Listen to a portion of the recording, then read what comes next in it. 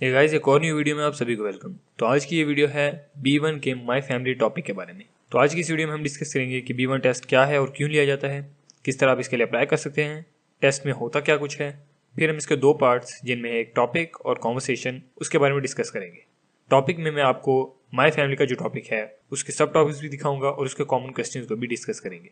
तो सबसे पहले बात करते हैं कि B1 टेस्ट है क्या। ये टेस्ट एक 10 मिनट का स्पीकिंग एंड लिसनिंग टेस्ट है जिसमें एग्जामिनर आपसे सिंपल क्वेश्चंस पूछता है आपकी इंग्लिश कॉन्वर्सेशन स्किल्स को चेक करने के लिए। इस टेस्ट की फीस 150 पाउंड्स है और टेस्ट में टोटल दो पार्ट्स होते हैं जैसे कि मैंने पहले कहा, एक होता है टॉपिक और एक होती है कॉन्वर्सेशन। जो टेस्ट का रिजल्ट होता है प्रोविजनल रिजल्ट वो आपको 24 घंटे के अंदर अंदर ईमेल कर दिया जाता है। जो सर्टिफिकेट है वो हफ्ते के अंदर अंदर आपको मेल में भेज दिया जाएगा। और ये टेस्ट ILR या नेचुरलाइजेशन के लिए लाजमी होता है, यानी अगर आप यूके में परमानेंट रेजिडेंट बनना चाहते हैं या यूके के सिटीजन बनना चाहते हैं तो फिर आपको ये टेस्ट लाजमी देना पड़ेगा। तो अब बात करते हैं आप किस तरह इसके लिए अप्लाई करेंगे। अप्लाई करने के लिए आपको ट्रिनिटी कॉलेज की वेबसाइट पे जाना होगा, जहाँ पे आप बुक माई टेस्ट पे जाके अपनी एक ID शो करके और जो 150 पाउंड्स फीस है जो कि नॉन रिफंडेबल है, मतलब ये फीस अगर आपने दे दी चाहे आप टेस्ट पास करें या फेल करें आपकी फीस रिफंड नहीं होगी। आपने ये फीस पे करनी है और एक प्रूफ के तौर पे एक ID देनी है, मिसाल के तौर पे आपका पासपोर्ट। ये दो चीज़ें देकर आप टेस्ट की बुकिंग करेंगे और फिर ये सेम ID आपने अपने साथ टेस्ट वाले दिन लेकर जानी है। तो अब हम बात करते हैं कि टेस्ट में होता क्या है। टेस्ट में बेसिकली होता है एक टॉपिक इस तरह है कि आपने कोई भी एक टॉपिक चूज करना है कॉन्वर्सेशन के लिए। 10 मिनट में से जो पहले 5 मिनट हैं उनमें जो एग्जामिनर है वो आपसे आपके चूज किए गए टॉपिक के मतलब क्वेश्चंस पूछेगा।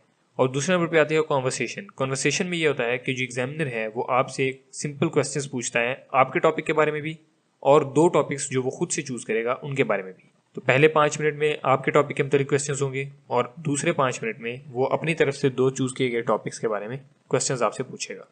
तो अब बात करते हैं इस वीडियो के मेन चीज़ की जो कि है टॉपिक। आज की वीडियो में मैं आपको एक्सप्लेन करूंगा माय फैमिली का टॉपिक चूज करते वक्त आपको कुछ चीज़ों का ख्याल रखना है। सबसे पहले ये है कि टॉपिक सिंपल हो, यानी हर कोई इसे आसानी से समझ सके और एग्जामिनर आपसे इजीली क्वेश्चंस पूछ सके और क्वेश्चंस भी इजी हों। दूसरे नंबर पे आपको उसके मतलब काफ़ी नॉलेज हासिल हो ताकि आपको ज़्यादा प्रिपरेशन की ज़रूरत ना पड़े और आप इजीली क्वेश्चंस को आंसर कर सकें। और तीसरे नंबर पे ये कि इंग्लिश लैंग्वेज में उसके बारे में बात करना काफ़ी आसान हो, यानी कोई लैंग्वेज स्पेसिफिक चीज़ ना हो ताकि एग्जामिनर भी आपसे इजीली क्वेश्चंस पूछ सके। तो इन चीज़ों को मद्देनजर रखते हुए जो माय फैमिली का टॉपिक है वो सबसे बेहतरीन टॉपिक है, क्योंकि इसके मतलब आपको कोई एक्स्ट्रा प्रिपरेशन करने की ज़रूरत नहीं है और इसके जो क्वेश्चंस होंगे वो भी बहुत ही बेसिक और बहुत ही सिंपल होंगे। तो टॉपिक चूज करने के बाद आपको लेना है एक टॉपिक फॉर्म जो कि आप यहाँ पे देख सकते हैं। इसका जो मेन टाइटल है टॉपिक का वो आपने सेंटर में लिखना है। इस केस में है माय फैमिली और फिर उसके 5 सब टॉपिक्स चूज करने हैं। जो हमने चूज किए हैं वो है my family house, family activities, my children, my husband and wife और माय पेरेंट्स। आप इनके अलावा भी टॉपिक्स चूज कर सकते हैं, लेकिन इस एग्जाम्पल के लिए हमने ये चूज किए हैं।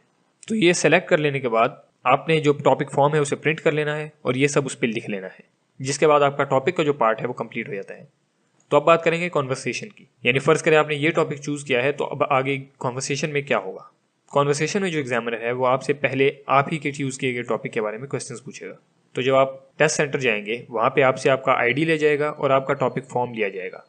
एग्जामिनर आपका टॉपिक फॉर्म लेके देखेगा कि आपने कौन सा टॉपिक चूज किया है और फिर उसके मुतालिक आपसे क्वेश्चंस पूछेगा। माय फैमिली का जो टॉपिक है उसके जो कॉमन क्वेश्चंस एंड आंसर्स हैं उनमें है who are the members of your family, यानी आपकी फैमिली में कितने मेंबर्स हैं, कौन कौन है। तो आप यहाँ पे बेसिक ओवरव्यू देंगे अपनी फैमिली का। आप कह सकते हैं there are 5 or 6 members in my family. How many siblings do you have, यानी आपके कितने भाई बहन हैं। तो यहाँ पे आप तादाद बताएंगे आई हैव 2 सिबलिंग्स या आई हैव 3 सिबलिंग्स, जितने भी आपके सिबलिंग्स हों। Are you the eldest child in your family, क्या आप सबसे बड़े हैं अपनी फैमिली में, यानी क्या आप सबसे बड़े बच्चे हैं। तो अगर आप सबसे एल्डेस्ट हैं तो आप कह देंगे yes I am the eldest one. अगर आप नहीं हैं तो आप अपने हिसाब से जवाब देंगे। Are your parents still married, यानी क्या आपके पेरेंट्स अभी भी शादीशुदा हैं, अभी भी इकट्ठे हैं। तो अगर आपके पेरेंट्स अभी इकट्ठे हैं आप कह देंगे yes my parents are still together. और अगर नहीं है तो आप कह सकते हैं no they have separated. Do you have any grand parents, यानी कि आपके दादा दादी मौजूद हैं अभी। तो आप कह सकते हैं yes my grand parents live with me या they live with us in our own house. या फिर अगर वो गुजर चुके हैं या कहीं और रहते हैं तो आप वो भी मेंशन कर सकते हैं। Do you have any aunts और अंकल्स, क्या आपके चाचा चाची या मामू वगैरह हैं या नहीं। तो अमूमन जो एशियन कंट्रीज हैं जैसे इंडिया पाकिस्तान वगैरह हैं उनकी फैमिलीज काफ़ी ज़्यादा बड़ी होती हैं। तो इसका जो आप जनरल जवाब देंगे आप देंगे yes I have many aunts and uncles from both my parents sides. Do you have any cousins, तो अगर आपने ऊपर वाले में जवाब दिया होगा कि आपके काफ़ी अंकल वगैरह हैं तो यहाँ पे आप जाहिर सी बात है कहेंगे कि yes I have many cousins from both my parents sides.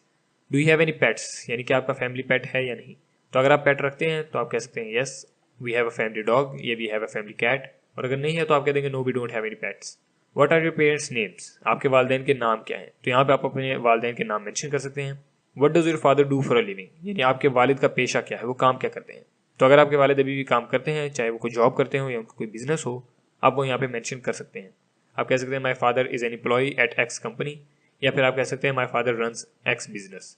What does your mother do for a living, तो अगर आपकी वालदा भी कोई काम करती है, कोई जॉब वगैरह करती है, तो आप वो यहाँ पे मेंशन कर सकते हैं। और अगर नहीं करती तो आप कह देंगे she does household task, या फिर she is a housewife. Are you close with your family, यानी क्या आपका और आपकी फैमिली का ताल्लुक काफ़ी क्लोज है, या फिर क्या आपका ताल्लुक इतना अच्छा नहीं है। तो अगर आपका ताल्लुक काफ़ी अच्छा है आपकी फैमिली के साथ, तो आप कह देंगे yes I am very close with my family and we all live together happily. और अगर किसी वजह से अगर नहीं है तो आप मेंशन कर सकते हैं कि नहीं, अगर आप स्टूडेंट हैं तो शायद आप इसलिए कि आप कहीं और रह रहे हैं, अलग रह रहे हैं, तो आपका फैमिली के साथ इतना ताल्लुक नहीं है फिलहाल, तो आप वो भी मेंशन कर सकते हैं। Do you have any family traditions, यानी कि आपके कोई रिवायात हैं, कोई रस्म व रिवाज हैं, तो अगर हैं कोई स्पेसिफिक ट्रेडिशंस तो आप मेंशन कर दें, और अगर नहीं है तो आप कह दें no. Do you have any family members who live abroad, यानी क्या आपके कोई ऐसे फैमिली मेंबर्स हैं जो किसी दूसरी कंट्री में, फॉरेन कंट्री में रह रहे हो। तो ये भी डिपेंड करता है, अगर आपके कोई फैमिली मेंबर्स बाहर रहते हैं तो आप कह देंगे yes I have this and this family member who lives abroad, और अगर नहीं है तो आप कह देंगे no we don't have any family members living abroad. Are you married और सिंगल, यानी कि आप शादीशुदा हैं या गैर शादीशुदा, तो आप अपने हिसाब से जवाब दे सकते हैं। आप कह सकते हैं येस आई एम मैरिड, या फिर आप कह सकते हैं no I am single. Do you have any children, यानी अगर आप जवाब देते हैं कि आप शादीशुदा हैं तो क्या आपके बच्चे हैं या नहीं, तो यहाँ पे भी आप अपनी सिचुएशन के हिसाब से जवाब दे सकते हैं। आप कह सकते हैं येस आई हैव 2 किड्स, या फिर अगर आपके बच्चे नहीं हैं फिलहाल तो आप कह देंगे no I don't have any children. What is your brother's name, तो सिबलिंग्स के वक्त अगर आपने कोई भाई मेंशन किया होगा तो वो आपसे मजीद पूछ सकता है कि आपके भाई का नाम क्या है, तो आप उसका नाम बता देंगे। How old is your brother, उसकी एज कितनी है, आप एज बता देंगे। What does your brother do for a living, वो क्या काम करता है, आप वो भी बता सकते हैं, अगर कोई जॉब है या कोई बिजनेस है। Do you have any nieces और नेफ्यूज, यानी क्या आपको कोई भांजे वगैरह हैं या नहीं, मतलब क्या आपके भाई की शादी हुई है या नहीं। तो अगर आपके भाई की शादी हुई है, अगर वो बड़े हैं तो आप मेंशन कर देंगे, और अगर नहीं हुई तो आप कह देंगे no I don't have any nieces और नेफ्यूज।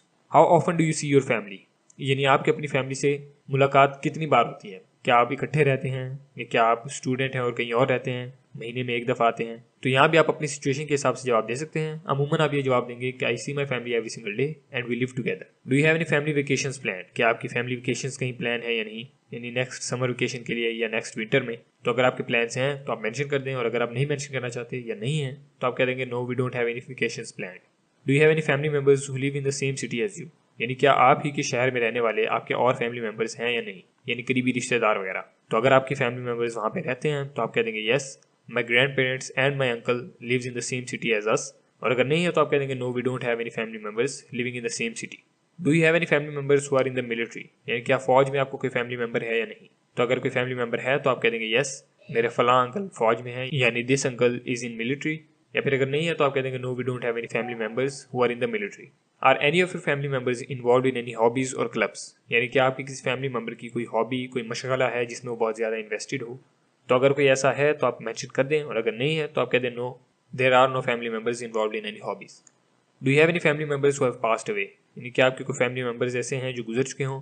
तो अगर आपके फैमिली मेंबर्स में से किसी की वफात हुई हो तो आप वो मेंशन कर दें, और अगर नहीं हुई तो आप कह दें no. Do you have any family members who have unique talents और एबिलिटीज़, यानी कि आपके किसी फैमिली मेंबर में कोई खास खूबी वगैरह है या नहीं। तो अगर ऐसा कुछ हो आपके भाइयों में या आपके रिश्तेदारों में, आपके कजन्स वगैरह में, तो आप वो मेंशन कर सकते हैं यहाँ पे।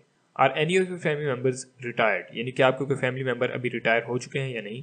तो अगर आपके वालिदैन में से या आपके ग्रैंड पेरेंट्स में से कोई रिटायर हुआ है तो आप वो मेंशन कर सकते हैं।